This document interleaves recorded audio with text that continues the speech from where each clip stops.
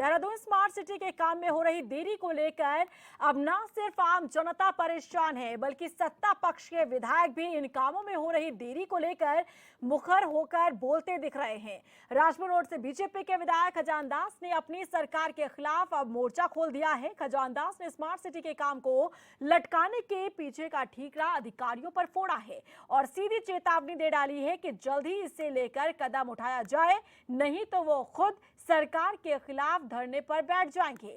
उन्होंने आरोप लगाया कि कई बार इस विषय पर पत्र लिखने के साथ ही शिकायत के बावजूद कोई कदम नहीं उठाया गया और ऐसे में उनके पास धरने पर बैठने के अलावा और कोई रास्ता नजर नहीं आ रहा है।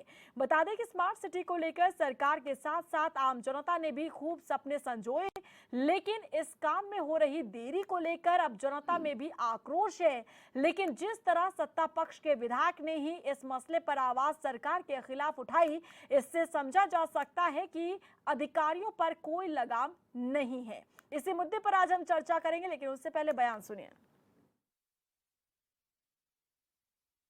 देखिए, कुल मिलाकर के स्मार्ट सिटी की जो बुनियाद पहले पड़ी है, जो फाउंडेशन पहले इन लोगों ने डाली है, वही फाउंडेशन ठीक नहीं पड़ पाई।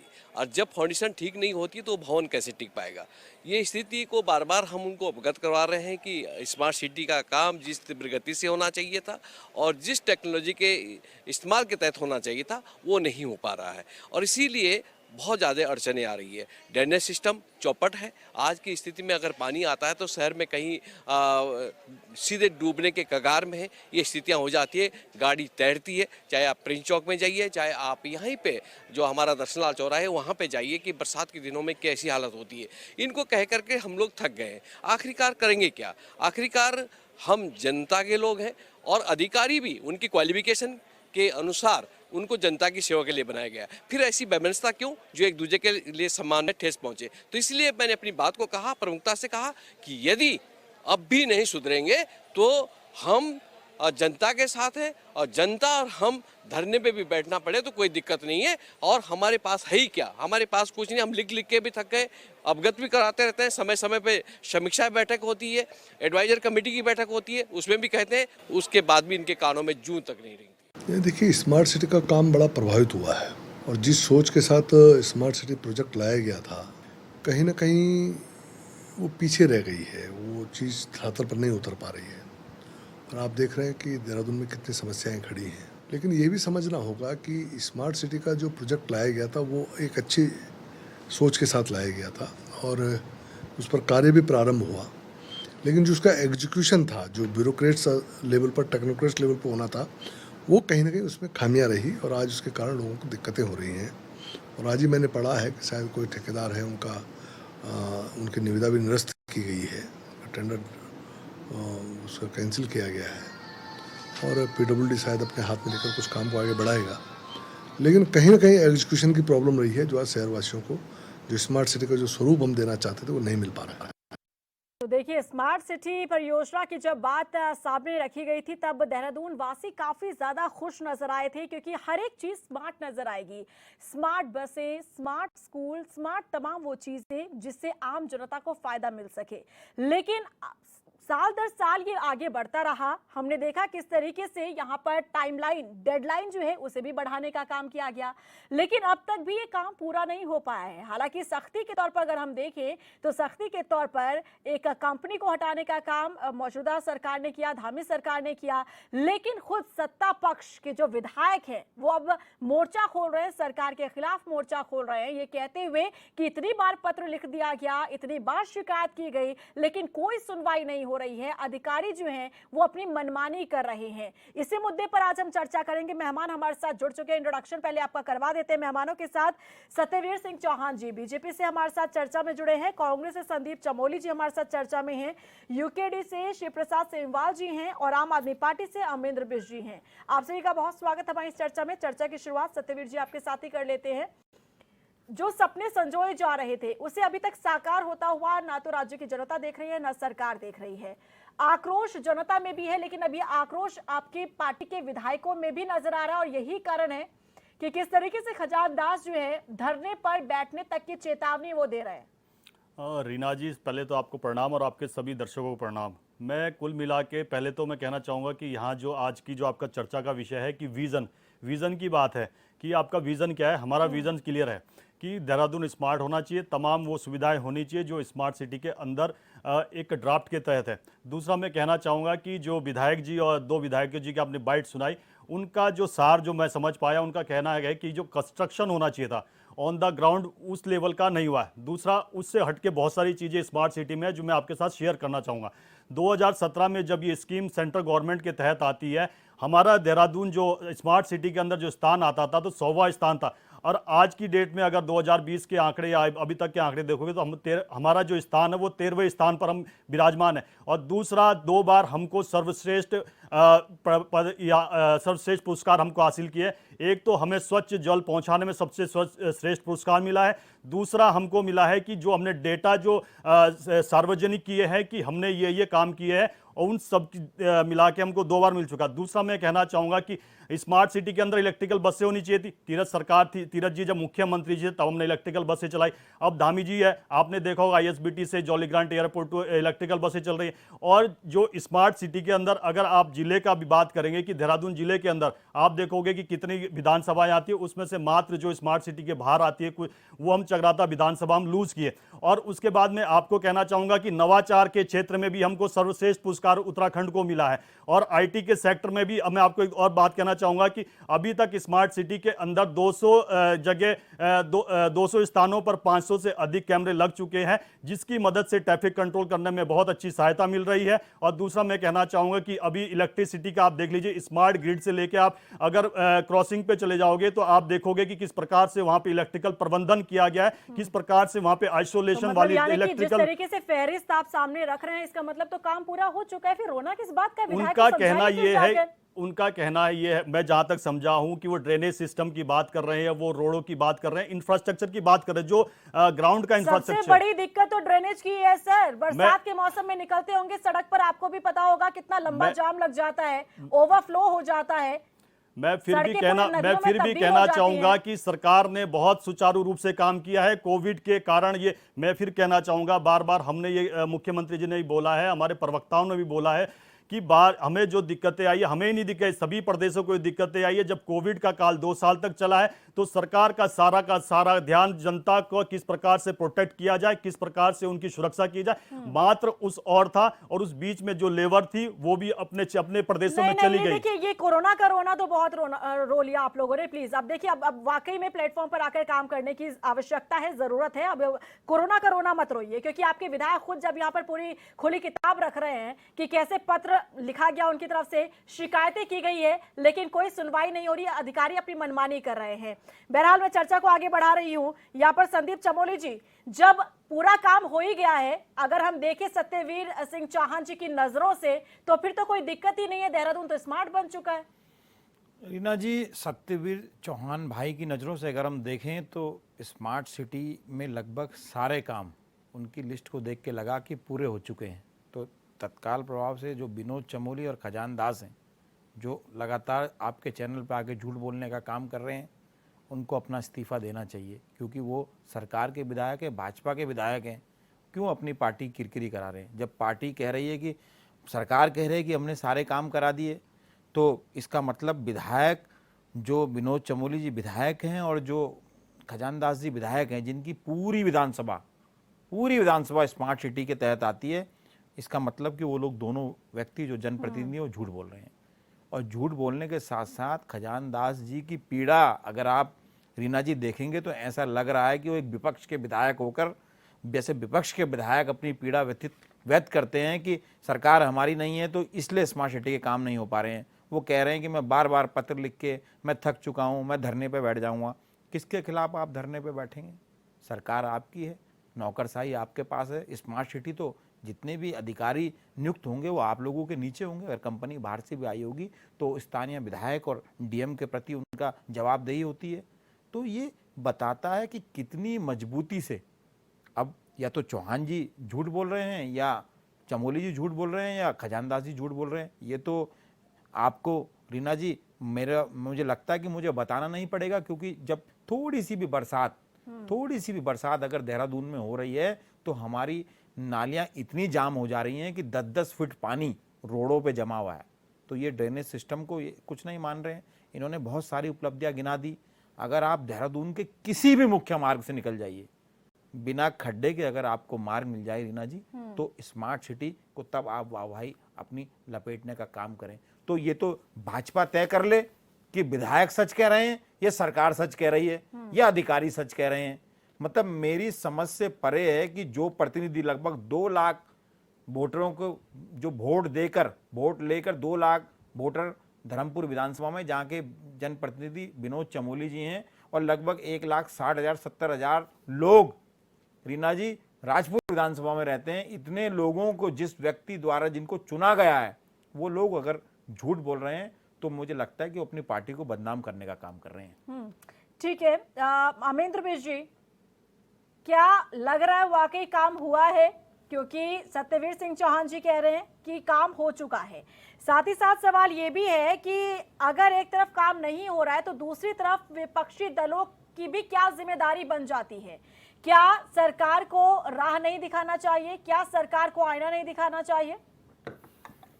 देखिए, निश्चित तौर पर विपक्ष का काम है कि सरकार में यदि कहीं सरकार की तरफ से काम नहीं हो रहा है तो उस पर बातचीत होनी चाहिए, उस तरीके के मुद्दों को उछाला जाना चाहिए। उससे पहले आपने ये पूछा कि क्या काम हो रहा है, तो थोड़ा सा कन्फ्यूज़न है। कन्फ्यूज़न ये है कि जब सत्यवीर सिंह चौहान जी की बात को सुनेंगे तो फिर तो हमको लगता ही नहीं है कि काम नहीं हो रहा है। लेकिन जब उनकी पार्टी के जो 2 विधायक जिनको आपने अभी सुना या टीवी पर, और खजान दास जी तो बिल्कुल मतलब बहुत मजबूरी वाली मुद्रा में थे, और जब उनकी बात को सुनते हैं तो इसका मतलब काम नहीं हो रहा है। लेकिन इन सब को छोड़ दीजिए, एक नागरिक के नाते हम क्या सोचते हैं कि काम हो रहा है कि नहीं हो रहा है। एक नागरिक के नाते जब हम शहर में घुसते हैं तो आप किसी भी सड़क को पकड़ लीजिए, आप मसूरी की तरफ से आएँ, आप ऋषिकेश की तरफ से आएँ, आप सहारनपुर की तरफ से आएँ, आप विकासनगर की तरफ से आएँ, तो मुझे लगता है कि जब शहर से बाहर होते हैं तो आपको लगता है कि सड़कें बेहतर हैं। लेकिन जब आप अंदर शहर के अंदर घुसते हैं तो आपको आभास हो जाता है कि अब आप शहर में आ चुके हैं, क्योंकि गड्ढे आपका स्वागत करते हैं। किसी भी जगह आप चले जाइए। मैं खजान दास जी की बात से बहुत सहमत हो रहा था जब वो कह रहे थे कि प्रिंस चौक और दर्शनलाल चौक का जब वो उदाहरण दे रहे थे, वास्तव में वो सही कह रहे हैं कि बारिश हो जाती है तो परिस्थितियां ऐसी हो जाती हैं। अभी तकरीबन मुझे लगता है 10-12 दिन पहले सोशल मीडिया पर एक वीडियो तैर रहा था। उस वीडियो में आपने देखा होगा कि शहरों के बीचों बीच जो शहर का दिल है, जो दर्शनलाल चौक, उसके आसपास आपने देखा होगा कि वहाँ सेंट थॉमस स्कूल के एक लड़का और एक लड़की जो लोकल ट्रांसपोर्ट में विक्रम में किस तरह से करंट आ गया और वो कैसे बाल वो बचे, उन बड़ी मुश्किल से वो बच पाए।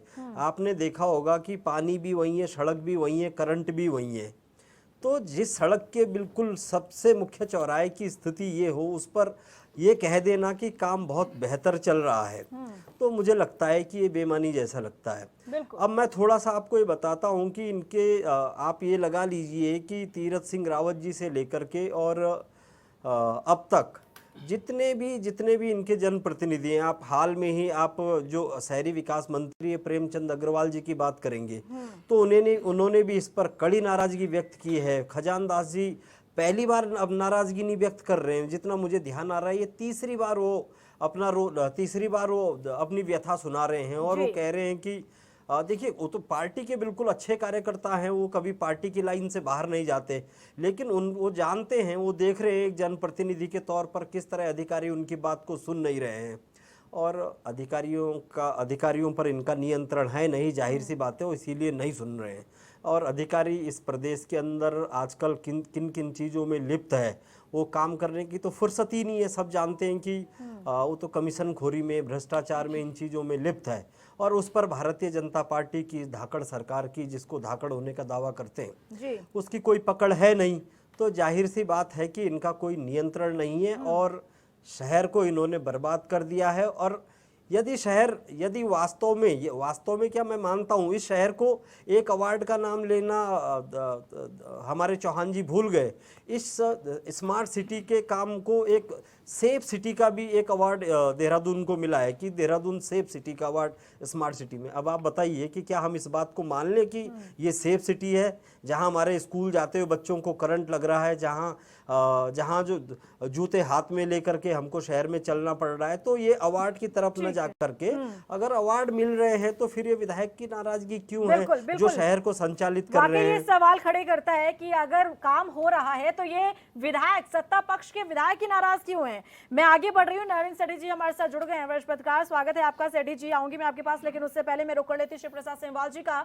शिव प्रसाद सेमवाल जी, बहुत ही अच्छे तरीके से बीजेपी के प्रवक्ता ये बताने की कोशिश कर रहे हैं कि जो हम दर्शकों तक पहुंचाने की कोशिश कर रहे हैं वो गलत है और जो ये बता रहे हैं वो बिल्कुल ठीक है। लेकिन समझने वाली बात यह है कि आखिर सत्ता पक्ष के विधायक फिर नाराज क्यों हैं, क्यों धरने की बात कही जा रही है।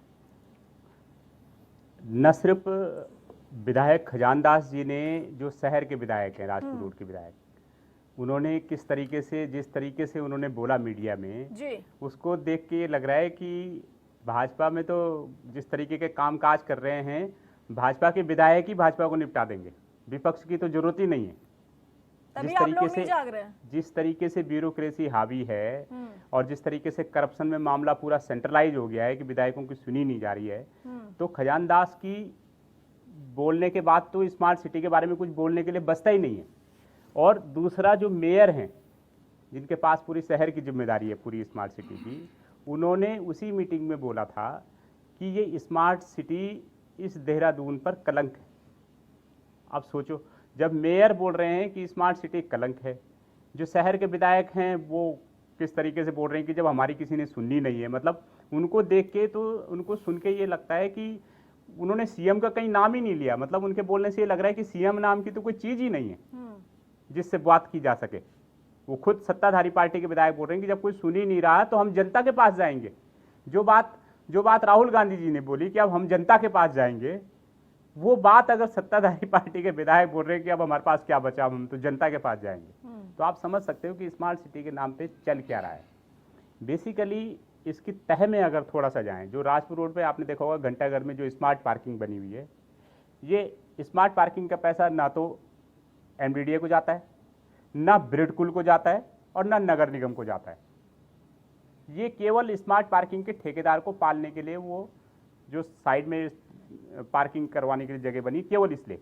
और ये सिर्फ एक ठेकेदार को पालने के लिए। आप, मेरे पास इसके एविडेंस है और सभी से मेरी बात हुई है, एमडीडीए, ब्रिडकुल के एमडी और नगर निगम, तीनों ने बोला है कि हमें पैसा नहीं आता। तो पैसा जाता कहाँ है? इसी तरीके से स्मार्ट सिटी के सारे काम हैं। अगर आप इनकी सीवरेज लाइन की बात करें तो मैं एक छोटा सा उदाहरण दे रहा हूँ। इनकी कोई भी सीवरेज लाइन, नेहरू कॉलोनी का उदाहरण दे देता हूँ। चलो, नेहरू कॉलोनी की सीवरेज लाइन अभी तक सीवरेज ट्रीटमेंट प्लांट से नहीं जुड़ी, लेकिन पुरानी वाली जो सीवरेज लाइन है, लेकिन अभी कुछ दिन पहले उस पर काम चल रहा है और बोर्ड लगा हुआ है सीवरेज लाइन के समृद्धिकरण का काम। पहले वो इतने इंच की थी, अब वो डबल कर दिया उन्होंने, अब ये 20 इंच की हो गई।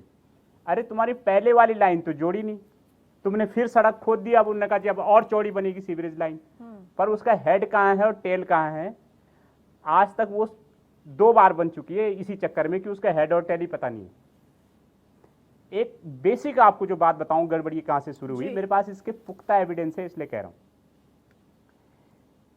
जो प्लान बना था, जो मैप बना था कि स्मार्ट सिटी में काम कैसे होगा, जिस टाटा कंसल्टेंसी से काम लिया गया था और जो कंपनीज थी, कंसल्टेंसी ने इनको जो मैप और जो प्लान दिया था, तत्कालीन मुख्यमंत्री त्रिवेंद्र सिंह रावत जी ने और ओम प्रकाश जी ने, और बाकी उनके अंडर में जो ऑफिसर्स होते हैं उनको तो बाबू से बड़ी हैसियत थी नहीं। इन्होंने, आज भी इसके एविडेंस बता रहा हूं मैं आपको जी। उन्होंने वो कंसल्टेंसी और उसका पूरा मैप साइडलाइन कर दिया और अपने अनुसार, बिना किसी मैप के, मतलब आदमी एक छोटा सा मकान भी बनाता है तो उसका भी एक मैप बनाता है, मास्टर प्लान बनाता है। ये पूरी की पूरी स्मार्ट सिटी बिना किसी मास्टर प्लान और मैप के है। जिस कंसल्टेंसी कंपनी को इन्होंने करोड़ों रुपए दिए, उसका जब उसने काम करके इनको दिया, इन्होंने साइडलाइन कर दिया। इंटेलिजेंस ब्यूरो ने इसकी रिपोर्ट भारत सरकार को भेजी। लेकिन भारत सरकार से जब कोई जवाब नहीं आया, क्योंकि भाई वहां भी उन्होंने बिठाई यहाँ कलेक्शन एजेंट रखे हैं, मुख्यमंत्री थोड़ी बिठा रखे हैं।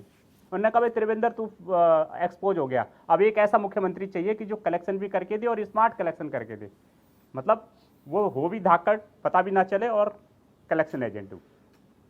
तो जब आपने कलेक्शन एजेंट बना के, तो आईबी की रिपोर्ट, सीबीआई की रिपोर्ट यहाँ से कोई भेज भी देगा, इंटेलिजेंस की रिपोर्ट, आप करोगे क्या उन रिपोर्ट को? तो चाहिए नहीं ना उन्हें। ये मैं आपको डॉक्यूमेंट्री एविडेंस बता रहा हूँ आपके चैनल पे बड़ी जिम्मेदारी पूर्वक। 3 उदाहरण मैंने आपको दिए। एक सीवेज ट्रीटमेंट प्लांट पे कि कैसे जुड़ी नहीं लाइन और आप उसका और चौड़ी लाइन डाल रहे हो दोबारा से खोद के। दूसरा जो स्मार्ट पार्किंग मैंने बताया, तीनों को पैसा नहीं जाता और तीनों उनकी एक कंपनी, मतलब इनकी एक वो बनी हुई है, क्या बोलते हैं, कमेटी, कि इतना % पैसा ब्रिडकुल को जाना है, इतना % पैसा एमडीडीए को जाना है, इतना % पैसा। सत्ता पक्ष के जो विधायक है वही शिकायत कर रहे हैं और साथ ही धरना देने का भी उन्होंने विकल्प यहां अपने लिए तलाश लिया है। इसी मुद्दे पर लगातार हम चर्चा करें, सभी मेहमान हमारे साथ बने हुए हैं। श्री प्रसाद जी, आप अपनी बात पूरी कर सकते हैं। मैं ये कह रहा था कि पूरे देहरादून में 300 मीटर सड़क भी नहीं बना पाए हैं। ये डॉक्यूमेंटेड है। 300 मीटर सड़क भी ये स्मार्ट नहीं बना पाए हैं अभी तक जी। और खुद जो सोनिका जी हैं स्मार्ट सिटी की सीईओ, वो खुद कह रही हैं कि जो कंपनियां हैं ये हमसे पैसे की डिमांड ही नहीं कर रही हैं। हमारे पास पूरा बजट है, लेकिन क्योंकि ये काम नहीं कर रही हैं। अब वो काम नहीं कर रही तो नहीं बोला उन्होंने बोला कि इनकी काम की रफ्तार धीमी है। तो मतलब जब तुम पैसा ही नहीं मांग रहे हो, इसका मतलब सीधा सा है कि वो बिटवीन द लाइन्स ये बोलना चाह रही है कि ये काम ही नहीं कर रही है कंपनियां। तो बोला हमसे पैसे भी नहीं मांग रही, हमारे पास पैसा पर्याप्त है। आपने 2014 से लेकर अब तक 300 मीटर सड़क भी स्मार्ट नहीं बना पाए। आपकी जो स्टॉपेज होने थे स्मार्ट, वो नहीं हुए। आपके स्मार्ट जो इलेक्ट्रिक वाहनों के चार्जिंग पॉइंट थे वो नहीं लगे। आपके मल्टी यूटिलिटी डक्ट आपने बनाने थे वो नहीं बना पाए आप लोग। आप काम क्या किया? और इनका बोलना है कि हमने काम कर रहे हैं। इनको क्या करा इन्होंने काम, पता है? करोड़ों रुपए की जो जिन मशीनों का यहाँ देहरादून की सड़कों पे वो दिखती नहीं है, जटायु मशीन खरीद लीजिए। अब एक जटायु या तो त्रेता युग में कभी हम सुनते थे और या तो फिर अब ये स्मार्ट सिटी में सुनते हैं, लेकिन दिखता वो जटायु आज भी कहीं नहीं है। करोड़ों रुपए की इनकी मशीनें आज भी खरीद के डंप पड़ी हुई है, जिन मशीनों को कोई काम नहीं है। कभी आएंगे तो जैसे वो राजपथ पे जब झांकी निकलती है ना, वो 26 जनवरी 15 अगस्त को नाम तो बदल एक गया बार राजपथ को दिखा देंगे। वो कभी कभार झांकी की तरह घंटाघर के आसपास घूमता हुआ जटायु मशीन है जी। लोग भी देखता है स्मार्ट सिटी, क्या बता हम भी स्मार्ट हो जाए इस बात। इस तरीके की इनकी हरकतें है। तो इनके जो मेयर और विधायक है वो बोलेंगे ही भाई कि हम तो जनता के पास जाएंगे, तुम कर क्या रहे हो। अच्छा, दूसरी बात है कि इनकी, मैं बताता रहा हूँ, इनकी सेटिंग ऊपर है। आका ने कंपनियां उतार रखी हैं अपनी कमाने के लिए। पैसा लोन का है, चुकाना वो जनता के पैसे से टैक्स लगेगा। अब ये ड्रोन से बोलेंगे कि हर एक घर, कोई घर छूटे ना, हर घर तिरंगा जहाँ जहाँ लगाया, अब उसकी जियो मैपिंग हो रही है। जिन जिन घरों में तिरंगा लगा कि ये कोई घर छूटे ना जहाँ से टैक्स वसूली ना हो पाए। क्योंकि ये जो लोन है, जो इन्होंने अपने आकाओं को देहरादून से बाहर, उत्तराखंड से बाहर पहुंचा दिया है पैसा स्मार्ट सिटी का, जितना सब खटबट करके, न विधायक को मिला न मेयर को मिला। तो भाई वो तो उठाएगा ही सवाल। विधायकों को, मेयर को भी कुछ छींटे मार देते तो वो भी बोलते कि जी स्मार्ट काम हो रहा है, ठीक ही हो रहा है। तो आपके न तो अधिकारी सुनते हैं क्योंकि वो सारे आका के लोग बैठे हैं, ना आपकी कंपनियां सुनती हैं आपके मंत्री विधायकों की और मेयरों की। आपने सीधे चीजें कर रखी हैं। तो इसके कारण क्या है कि जितने काम जो ग्राउंड पे होने थे वो तो ठप हैं, और जो तुमने करोड़ों रुपए के जिसमें कमीशन आपका सेट है वो आपने खरीद के रख ली मशीनें। वो शोपीस बनी हुई हैं, वो कभी कभी रात जवाब देना चाह रहे हैं बहुत देर से, लेकिन सत्यवीर जी मैं आऊंगी आपके पास। उससे पहले सेठी जी का विश्लेषण सुन लेते हैं इस पूरे मुद्दे को लेकर, आखिर वो क्या कहना चाह रहे हैं। जी सेठी जी। जी रीना जी, जैसे स्मार्ट सिटी नाम से ही है, संबोधित है, तो अभी पूरा वृत्त चित्र प्रस्तुत किया श्री प्रसाद सेमवाल जी ने। स्मार्ट सिटी वास्तव में एक सीधे तौर पर सरकार की इच्छा शक्ति के ऊपर निर्भर करती है। इच्छा शक्ति अगर आपकी दृढ़ है, एक समय था यहाँ पे जिस समय सड़कों के बीच में ट्रैफिक को नियंत्रित करने के लिए डिवाइडर बनाए गए, तो कांग्रेस और भाजपा के लोगों ने धरने दिए थे जिलाधिकारी कार्यालय पर कि ये डिवाइडर मत बनाइए, इससे अव्यवस्था पैदा होगी। और उसके बाद जब ये ट्रैफिक लाइट्स लगी तो इसके ऊपर भी हो हल्ला हुआ कि इसको चलाने और बंद करने का इसका जो समय है इसका निर्धारित कीजिए। हर समय ये वो नहीं है, लेकिन समय के साथ हमने उनको अनुग्रहित कर लिया और उसके अनुसरण के हिसाब से हम चलने लग गए जी। और अभी भी अगर आपकी इच्छा शक्ति एक पूरी तरीके से दृढ़ है तो जो स्मार्ट सिटी का जो पूरा का पूरा प्लान है, लेआउट है, जो बनना है, बात अभी सोनिका जी की कर रहे थे सेमवाल जी, तो वास्तव में वो भी एक व्यक्ति है। व्यवस्था के आगे व्यक्ति हताश हो जाए अगर, तो ये इससे बड़ी दुर्भाग्य की और कोई बात नहीं हो सकती, क्योंकि आपने व्यवस्था को लागू करने के लिए, उस व्यवस्था को लागू करने के लिए आपके पास एक टीम वर्क होना चाहिए। और स्मार्ट सिटी का मतलब यही है कि आपने कुछ इस तरीके का कोऑर्डिनेशन कमेटी आज तक कहीं कोई एग्जिस्ट करती है जिसका कि हमको जानकारी हो कि आपने जल निगम या सीवरेज विभाग या बिजली विभाग जब ये सड़क खोदेंगे तो इनके पास एक कोऑर्डिनेशन की कमेटी होनी चाहिए कि वो एक समय पर खोदें, अपना काम निपटा लें।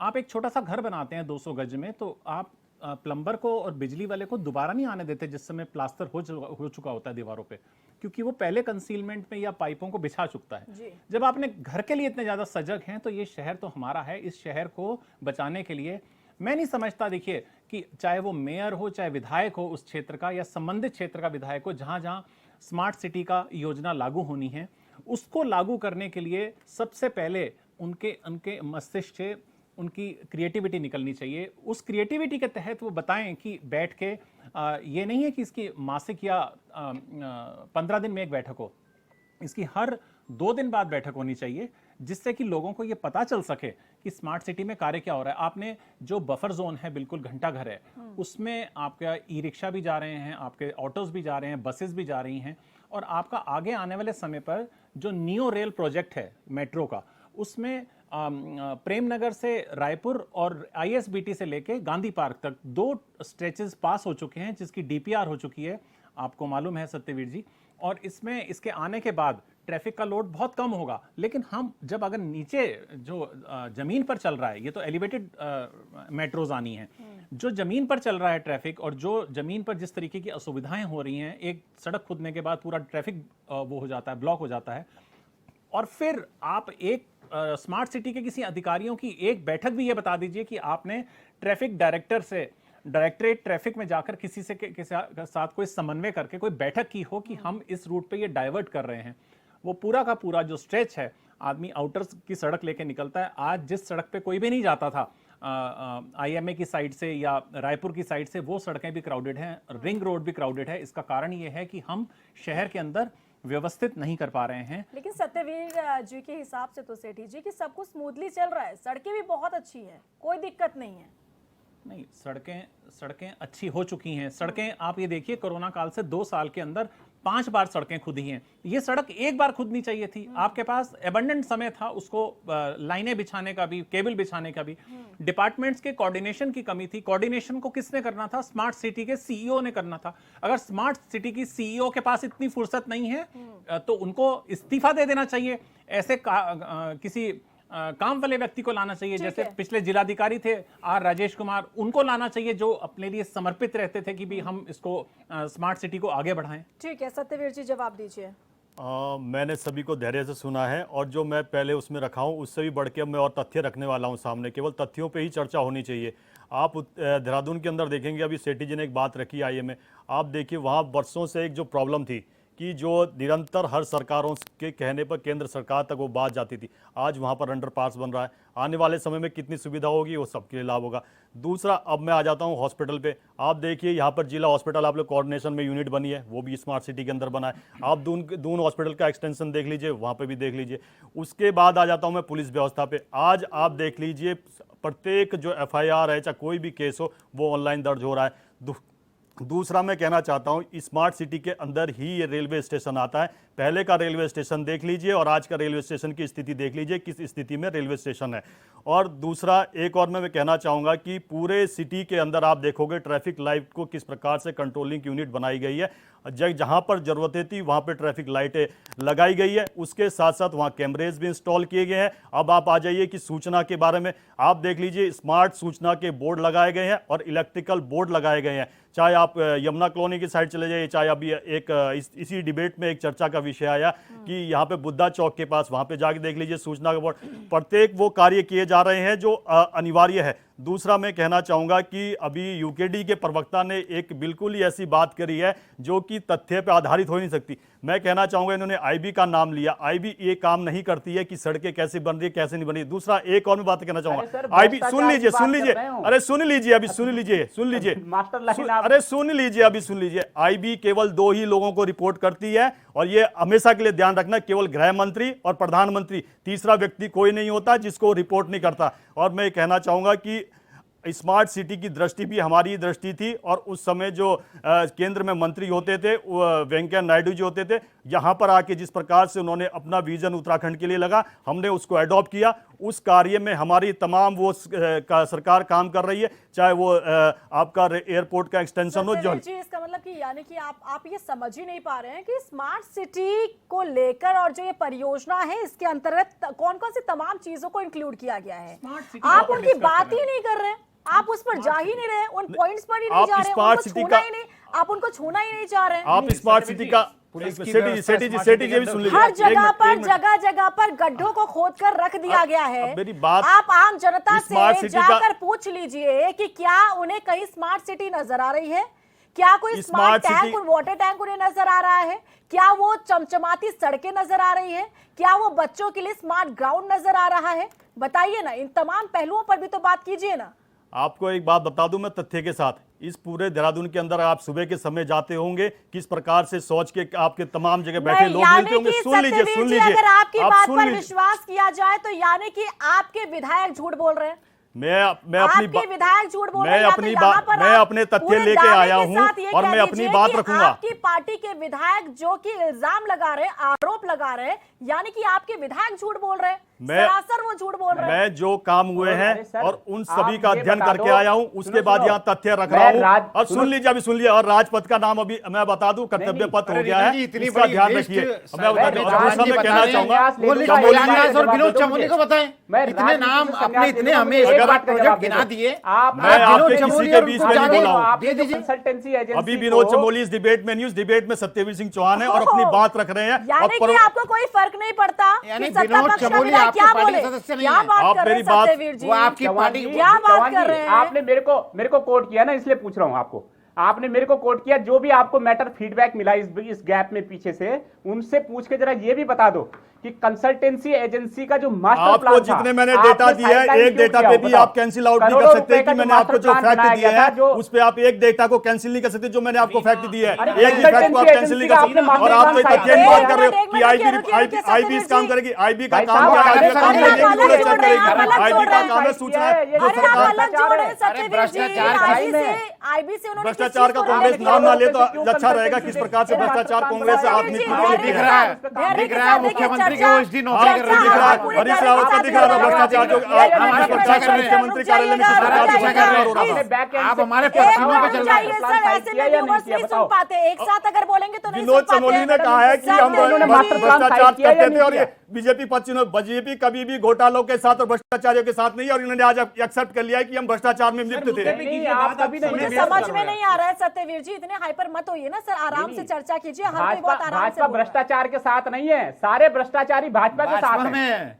भ्रष्टाचार के साथ भाजपा नहीं है, भ्रष्टाचारी सारे भाजपा में आ गए हैं। स्मार्ट सिटी पर to the point smart city देखो रीना जी, मुझे एक 30 सेकंड में कंक्लूड करने दीजिए। यहाँ पर सभी अगर स्मार्ट सिटी की बात थी ना, या आईबी आता ना या एमएल जो दूसरा उस पर नहीं सर, आप सेठी जी स्मार्ट अगर सिटी पर आ चर्चा का जाइए ना। विषय है तो चर्चा का विषय स्मार्ट इसी सिटी पे पर होना आ चाहिए। जाइए, स्मार्ट सिटी पर आ जाइए। स्मार्ट सिटी पे करिए ना, आप नाराज मत होइए प्रवक्ता जी। पलटन बाजार, परेड ग्राउंड, दून लाइब्रेरी, पेयजल योजना, इन तमाम पहलुओं पर बात कीजिए। परेड ग्राउंड की बात कर रहे हो, 2 स्मार्ट शौचालय वहां पे बन गए हैं। किस प्रकार से वहां पे गंदगियां फैलती थी आप देख लीजिए, अब किस प्रकार से वो शौचालय यूज हो रहे हैं वहां पर परेड ग्राउंड में। और वहीं पे जो स्पोर्ट्स कॉम्प्लेक्स बना है, आज देख लीजिए किस प्रकार के वहां पे स्पोर्ट की एक्टिविटीज हो रही है। और वहां पर जो एयरपोर्ट अथॉरिटी के माध्यम से जो बिल्डिंग बन रही है, आने वाले समय में किस प्रकार की वहां लाइब्रेरियां बनेगी और किस प्रकार की वहां पर सुविधा तमाम मिलेगी। चीजें कह करना आप अपने ही विधायकों को कटघरे में खड़ा कर रहे हैं। मैं जो फैक्ट है उनके ऊपर बात कर रहा हूं और फैक्ट से बिल्कुल बाहर नहीं जा रहा हूं। हाँ, सेमवाल जी कुछ कहना चाह रहे हैं? 4 साल में इन्होंने अपने 7 सीईओ बदल दिए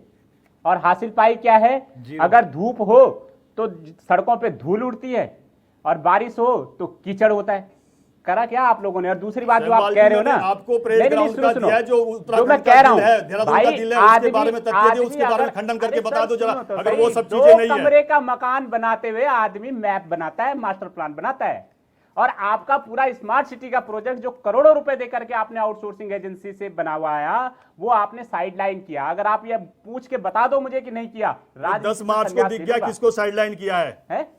क्या और, क्या? और आपको उन चीजों पे काम करना चाहिए जिससे आपका अरे चुनाव करा कि चिन्ह नहीं भी करा, छिन हाँ गया ना है। बोलो ना, करा कि नहीं करा, हाँ ना बोलो, चलो पूछ के बताओ। मैंने आपको दिया परेड ग्राउंड में 2 स्मार्ट टॉयलेट अरे बने यार, बने कि भाई नहीं साहब, बने? मैं कह रहा बताओ हूँ, हाँ या आपने ना बोलो, पुरानी साइड हाँ या लाइन ना कर दिया बोलो, यार, मैप ही साइड हाँ लाइन या ना आपको बोलो। पता ही नहीं। अभी से बोलोगे नहीं कुछ, अरे सुनो, जो सुनो, चीजें हुई है उसको आगे बोलोगे जल नहीं। संस्थान वाले यहाँ जाते पर जो हैं, रेलवे पीछे- स्टेशन है पीछे- जिस प्रकार किस सुनो, प्रकार सुनो, से सुनो, मॉडर्नाइज किया मेरी गया उस बात पे सुनो। बोलोगे नहीं। मेरी बात किस सुनो, प्रकार से हॉस्पिटल बन रहे हैं वो आपके- बोलोगे आपके नहीं। रेलवे स्टेशन अपने का बस स्मार्ट अपने सिटी, अपने अपनी स्मार्ट बात सिटी, रखने स्मार्ट के लिए। सिटी सड़क को नहीं इग्नोर बनाई कर यार रहे हैं मॉडल आप। में। स्मार्ट आगे सिटी पर बात एक- करने से पहले इग्नोर कर रहे बिजली हैं वाला उधेड़ता है उसको, फिर पानी वाला उधेड़ता है, फिर वो नाली वाला उधेड़ता है, आपकी रीना सड़कें जी, ये बता उधड़ती दीजिए रहती कि हैं। नहीं, और उसी में सबसे पैसा बड़ी बात है आपका। कि अगर अच्छी गुणवत्ता के साथ सड़कें अगर शहरों की बनाई जाए तो ये पैचवर्क की जरूरत ही ना पड़े। लेकिन पैचवर्क का रोना रोया जाता है क्योंकि एक बरसात होती है, सब धुल जाती है सड़कें, और फिर कहा जाता है कि पैचवर्क तब होगा जब बरसात खत्म हो जाएगी। हर साल का ये रोना है। तो इसमें अच्छी गुणवत्ता के साथ काम क्यों नहीं किया जाता? सबसे प्रायोरिटी बेस पर तो आप लोग को इस पर काम करना चाहिए, और फिर आप लोग दावे करते हैं। संदीप जी, रीना जी, हाँ। पूरे प्रदेश में देहरादून में एक भी सड़क ऐसी नहीं है जिस पे गड्ढे ना हो। मैं आपको आपके पूरा प्रदेश, आपके पूरे पूरा प्रदेश प्रदेश, में, देहरादून पूरा पूरे प्रदेश। प्रदेश में, नोट कर रहा हूं। पूरे प्रदेश में कह रहा हूं मैं, एक भी सड़क ऐसी नहीं है। मैं सेठी जी इसको ध्यान पूरे रखना। प्रदेश में। दूसरी बात पूरा मैं आपसे प्रदेश बोल कहना रहे हैं। चाहूंगा रीना जी कि स्मार्ट सिटी की बात नहीं हो रही है। देहरादून में स्मार्ट सिटी की बात, तो स्मार्ट सिटी देहरादून में तो एक भी सड़क आपकी बिना गड्ढे की नहीं है, सारी सड़कों में गड्ढे हैं। अरे आपके चैनल से रीना जी, अगर आप मुश्किल से 2 किलोमीटर आप रायपुर जाएंगे तो एक पुलिया स्मार्ट सिटी के अंदर ऐसी बन रही है, शिव प्रसाद भाई, जो 6 नंबर पुलिया से और रायपुर को जाती है, वो लगभग 1-1.5 साल से बनने का काम हो रहा है। किस स्मार्ट सिटी की बात ही करते हैं? और ये जिस परेड ग्राउंड की बात ही कर रहे हैं, उस परेड ग्राउंड का कितना सत्यानाश इनकी स्मार्ट सिटी ने कहा वो है। भी इसलिए बनाई जा रही है कि वहां पीछे किसी की प्लॉटिंग है, वहां तक रास्ता बनवाना है उसे। उन्हें स्मार्ट पुलिया सिटी बनाने का मकसद नहीं है। स्मार्ट सिटी की भू माफियाओं के लिए बनाई जा रही है, कि- इसके लिए रास्ता नहीं था, इसलिए रास्ता निकाला जा रहा है साइड से। स्मार्ट सर चेक करो, पुलिया के बगल से कितना चौड़ा रास्ता निकाला आपने प्लॉटिंग के लिए। कानून आ भी गया चौहान जी। वो कानून आने वाला, मैं कह रहा हूँ उसकी रीना जी, उसकी जो एक कमेटी भी- है उसने रिपोर्ट रखी है और रिपोर्ट ही नीचे- तो रखी है सर, हाँ, आपने तो भू बस आने कानून वाला, आ कह रहा हूँ गया, आने वाला है। आने तो दीजिए हाँ, तो ना, बस आने- अभी तो रिपोर्ट सौंपी हाँ, है। हाँ, बनने वाले हैं बहुत चौहान सारी जी, पहले भी हमने लाया और अब भी हम मिलाएंगे। चौहान जी के साथ सबसे बड़ी समस्या ये है कि कभी कभी लगता है कि भाई हमेशा गर्मी में रहते हैं। भाई ठंडा पानी एक गिलास का पीजिए और सारे भाइयों को सुनने का काम करिए, थोड़ा सा गर्मी कम करिए। ये अब क्या करें, मजबूरी है। मैं कहना चाहता हूँ जितनी फेयर लिस्ट हम 4 पैनलिस्ट को इन्होंने दी है, मैं कह रहा हूँ इस फेयर लिस्ट को अच्छे से लिखकर एक पत्र वो विनोद चमोली के घर में देकर आए हैं और एक पत्र खजानदास जी के घर में जरूर देकर आए हैं। वो जनता को बहकाने का काम नहीं, दोनों झूठ बोलने का काम कर रहे हैं। जो फैरिस्ट आपने हमको बताई है, या तो विधायक झूठ बोल रहे हैं या सत्यवीर भाई सच बोल रहे हैं, ठीक है ना? मैं तो दावे से, ठीक है ना?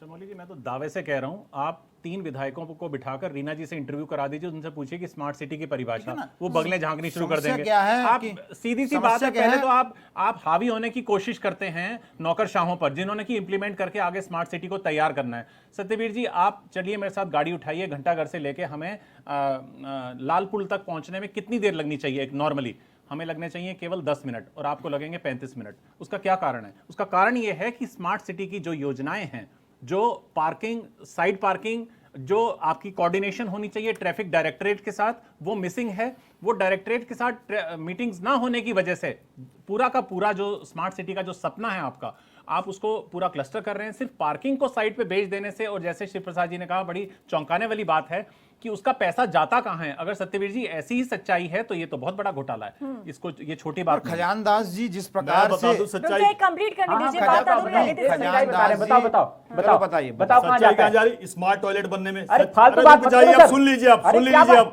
अब नहीं नहीं, जानकारी रख के बोलो भाई साहब।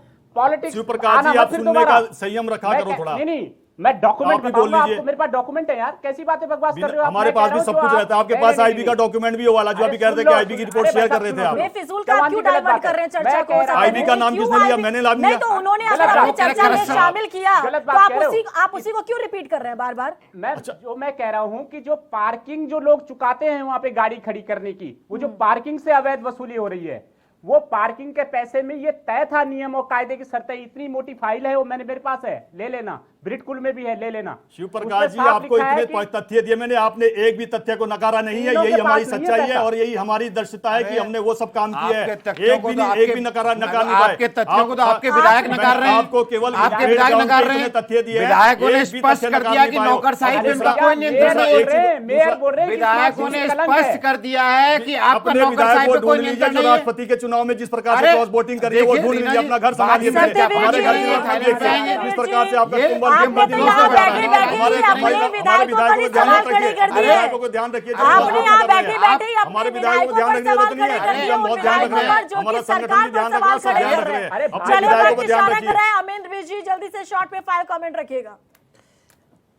देखिए रीना जी, शहर की स्थिति क्या है ये इस वार्ता के पहले सेगमेंट में हमने कहा, अब उस पर मैं नहीं जाना चाहूँगा। लेकिन बहुत दिलचस्प बात है जो मुझे लगती है बीजेपी के प्रवक्ता की तरफ से, उन्होंने ये कह दिया है कि शहर बहुत अच्छा है, शहर बहुत अच्छा बन गया है।